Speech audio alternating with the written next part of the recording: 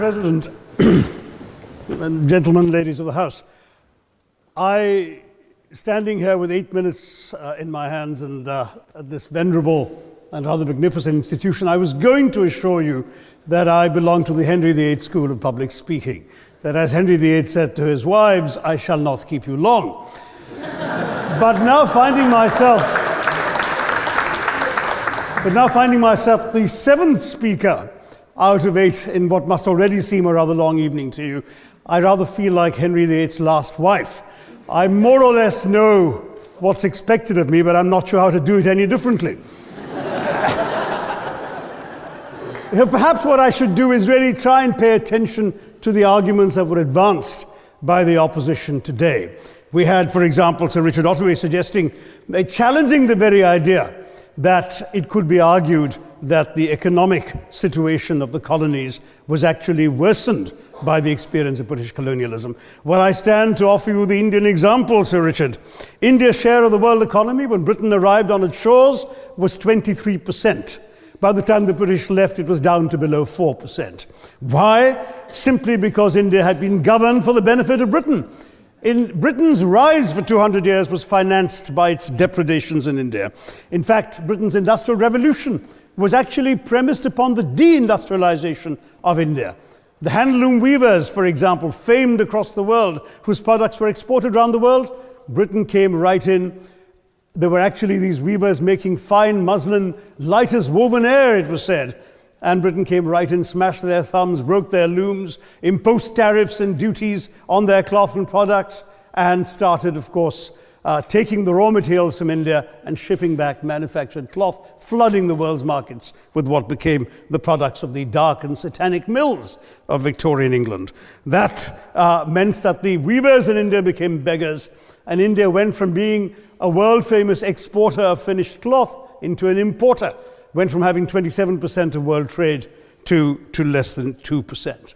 Meanwhile, colonialists like Robert Clive bought their rotten boroughs in England on the proceeds of their loot in India, while taking the Hindi word loot into their dictionaries as well as their habits.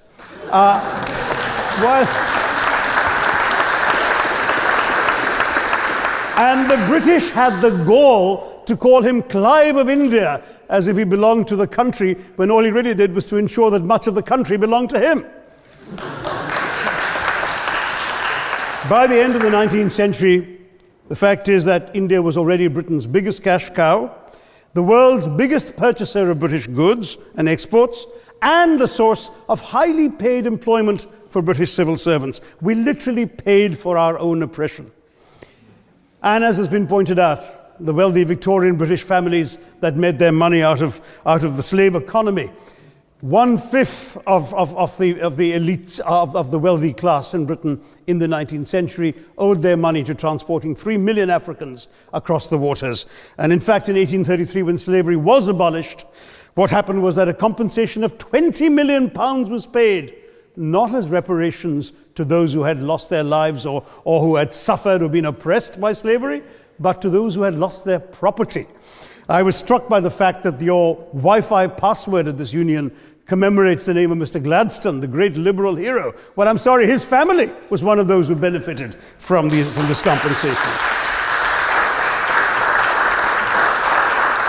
Staying with India, between 15 and 29 million Indians died of starvation in British-induced famines. The most famous example, of course, was the Great Bengal Famine during the Second World War, when 4 million people died because Winston Churchill deliberately, as a matter of written minuted policy, proceeded to divert essential supplies from civilians in Bengal to sturdy Tommies and Europeans as reserve stockpiles. He said that the starvation of anyway underfed Bengalis mattered much less than that of sturdy Greeks. This is Churchill's actual quote. And when conscience-stricken British officials wrote to him, pointing out that people were dying because of this decision, he peevishly wrote in the margins of the file, "Why hasn't Gandhi died yet?" So all notions that the British were trying to do their colonial enterprise out of enlightened despotism, to try and bring the benefits of colonialism and civilization to the benighted heathen. I'm sorry, Churchill's conduct in 43, simply one example of many that gave a lie to this myth. As others have said on the proposition, violence and racism were the reality of the colonial experience. And no wonder that the sun never set on the British Empire, because even God couldn't trust the English in the dark. Let me take World War I as a very concrete example, since the first speaker, Mr. Lee, suggested these things couldn't be quantified. Well, let me quantify World War I for you. Again, I'm sorry, from an Indian perspective, others have spoken of other countries. 1/6 of all the British forces that fought in the war were Indian. 54,000 Indians actually lost their lives in that war. 65,000 were wounded. Another 4,000 remained missing or in prison. Indian taxpayers had to cough up £100 million in that time's money. India supplied 70 million rounds of ammunition, 600,000 rifles and machine guns, 42 million garments were stitched and sent out of India, and 1.3 million Indian personnel served in this war. I know all this because, of course, the commemoration of the centenary has just taken place. But not just that, India had to supply 173,000 animals, 370 million tons of supplies, and in the end, the total value of everything that was taken out of India, India, by the way, suffering from recession at that time and poverty and hunger, was, in today's money, £8 billion. You want quantification? It's available.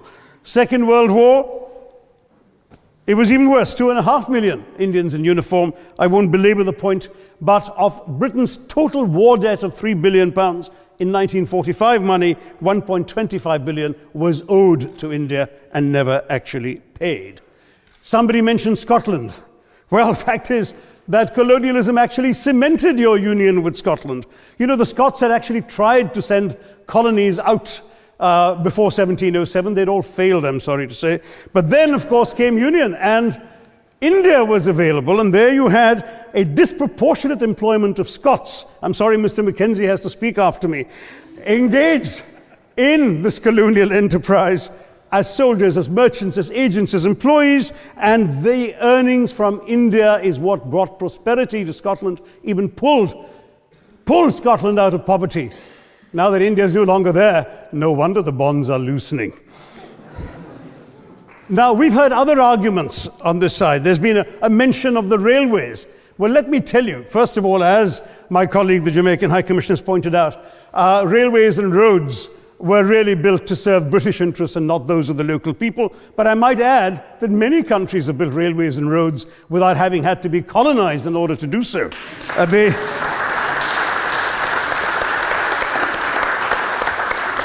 They were designed to carry raw materials from the hinterland into the ports to be shipped to Britain. And the fact is that the Indian or Jamaican or other colonial public, their needs were incidental. Transportation, there was no attempt made to match supply to demand for mass transport, none whatsoever. Instead, in fact, the Indian railways were built with massive incentives offered by Britain to British investors, guaranteed out of Indian taxes paid by Indians, with the result that you actually had 1 mile of Indian railway costing twice what it cost to build the same mile in Canada or Australia, because there was so much money being paid in extravagant returns. Britain made all the profits, controlled the technology, supplied all the equipment, and absolutely all these benefits came as private enterprise, British private enterprise, at public risk, Indian public risk. That was the railways as an accomplishment. We're hearing about aid.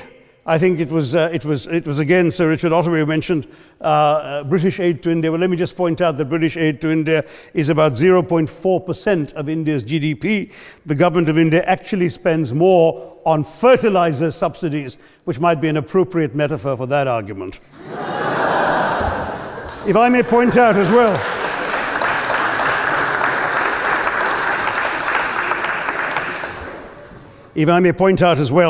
that as my fellow speakers from the proposition have pointed out, there have been incidents of racial violence, of loot, of massacres, of bloodshed, of transportation, in India's case, even of one of our last Mughal emperor. Yes, maybe today's Britons are not responsible for some of these depredations, but the same speakers have pointed with pride to their foreign aid. You're not responsible for the people starving in Somalia, but you give them aid. Surely the principle of reparations for the wrongs that have been done cannot be denied. It's been pointed out, for example, the dehumanization of Africans in the Caribbean, the massive psychological damage that has been done, the undermining of social traditions, of property rights, of the authority structures of these societies, all in the interests of British colonialism. And the fact remains that many of today's problems in these countries, including the persistence, in some cases the creation of racial and ethnic and religious tensions, were the direct result of the colonial experience. So there is a moral debt that needs to be paid. Someone challenged reparations elsewhere. Well, I'm sorry, Germany doesn't just give reparations to Israel. It also gave reparations to Poland. Perhaps some of the speakers here are too young to remember the dramatic picture of Chancellor Willy Brandt on his knees in the Warsaw Ghetto in 1970. And there are other examples. There is Italy's reparations to Libya. There's Japan's to Korea. Even Britain has paid reparations to the New Zealand Maoris. So it's not as if this is something unprecedented or unheard of that's going to somehow open some sort of nasty Pandora's box. No wonder Professor Lewis reminded us that he's from Texas. There's a wonderful expression in Texas that summarizes the arguments of the opposition: all hat and no cattle. Now, if I can just quickly look through the other notes I was scribbling while they were speaking, there was reference to democracy and rule of law. Let me say with the greatest possible respect, it's a bit rich to oppress, enslave, kill, torture, maim people for 200 years and then celebrate the fact that they're democratic at the end of it.